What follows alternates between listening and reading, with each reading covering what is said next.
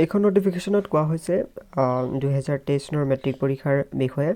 online form ফিলআপৰ ডেটসমূহ আৰু কিছুমান important date উল্লেখ কৰা হৈছে যেনে অনলাইন ফৰ্ম ফিলআপৰ আৰম্ভ হ'ব 15 নৱেম্বৰ 2022 পৰা আৰু লাষ্ট ডেট হৈছে 15 December 2022 last date of challan generation হ'ব 15 ডিচেম্বৰ 2022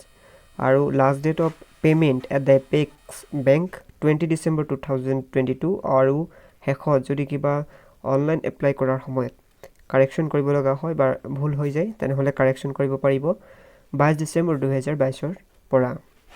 ইয়াতে কোৱা হৈছে 2015 পৰা 2021 যিসকলে ৰেজিষ্ট্ৰেশ্যন কৰিছিলে সেইসকলক অনলাইন যোগে এপ্লাই কৰিব লাগিব ফৰ্ম ফিল আপ কৰিব লাগিব আৰু যিসকলৰ 2015 আগৰখিনিক অফলাইন যোগে তেওঁলোকে এপ্লাই কৰিব লাগিব বুলি ইয়াতে উল্লেখ কৰা হৈছে আৰু অনলাইন এপ্লাই কৰিব পাৰিব seba.registration.in নামৰ পৰ্টেলটোৰ জৰিয়তে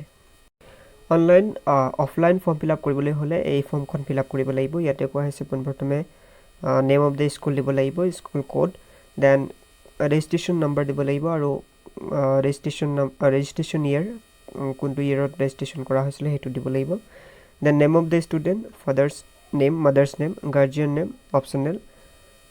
ডেট অফ বাৰ্থ দিব লাগিব মেল ফিমেল সেইখিনি চিলেক্ট কৰিব লাগিব দেন কাষ্ট সিলেক্ট কৰিব লাগিব ST যি হয় ৰিলিজিয়ন সিলেক্ট কৰিব লাগিব তেনেহলে তাৰ পিছত ম্যান্ডেটৰি মোবাইল নম্বৰ দিব লাগিব ফিজিক্যালি চ্যালেঞ্জ হলে ইয়েস নহলে নো দিব লাগিব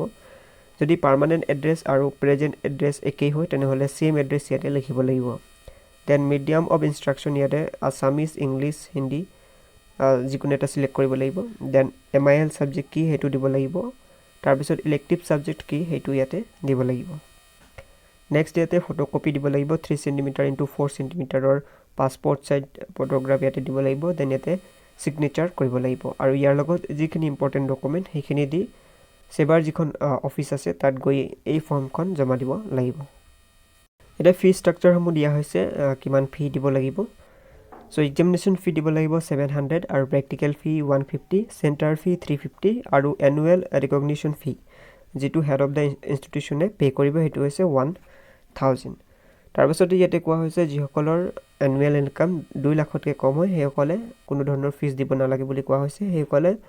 দৰখাস্ত এখন বা ইনকাম সাৰ্টিফিকেট দিব লাগিব বুলি ইয়াতে উল্লেখ কৰা হৈছে তাৰপিছত ইয়াতে কোৱা হৈছে কিছুমান ইম্পৰ্টেন্ট টাৰ্ম এণ্ড কণ্ডিশ্যনসমূহ দিয়া হৈছে সেকেন্ড টু হৈছে the guardian parents of the candidate has to file an application before the head of the institution for fee exemption যিসকলৰ 2 লাখতকৈ এনুৱেল ইনকাম কম হয়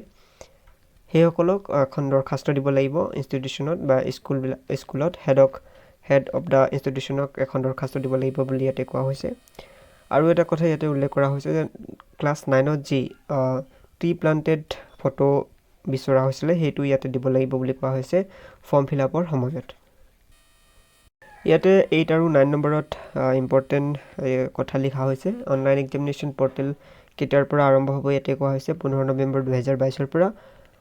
15 ডিসেম্বৰ 2022 হৈছে লাষ্ট ডেট তাৰপিছত হেকতে ইয়াতে দিয়া হৈছে যিসকল ক্যান্ডিডেটে হাফ ইয়াৰলি এক্সাম বা স্পেশাল হাফ ইয়াৰলি এক্সাম দিয়া নাছিলে সেইসকলে 2023 চনৰ পৰীক্ষা দিব নোৱাৰিব বা অৱতীৰ্ণ হ'ব নোৱাৰিব বুলি ইয়াতে উল্লেখ কৰা হৈছে